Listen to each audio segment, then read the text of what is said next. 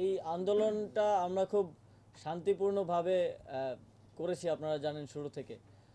দীর্ঘ প্রায় প্রথম 15 দিনের মতো আমরা আন্দোলন কর্মসূচি চালিয়ে গিয়েছি, যেখানে সাংবাদিক বন্ধুদের সাথে আমাদের খুব সৌহার্দ্যপূর্ণ সম্পর্ক ছিল। পুলিশের সাথেও আমাদের কোনো প্রকার হানাহানি কিংবা উত্তেজনাকর পরিস্থিতির সৃষ্টি হয়নি।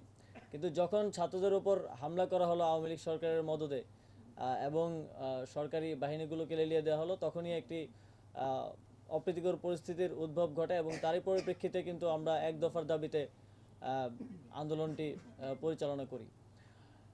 এই আগের সরকারের ক্ষমতা ধরে রাখার জেদের কারণে এই পুলিশ বাহিনী সহ জনগণের বিরুদ্ধে যে পুলিশ বাহিনীকে দাঁড় করে দেয়া এবং এই কারণে যে অপ্রীতিকর পরিস্থিতির সৃষ্টি হয়েছে, তারই পরিপ্রেক্ষিতে আসলে পরবর্তীতে এখন পর্যন্ত বাংলাদেশের law and order situation enforce হয় নাই, আপনারা জানেন।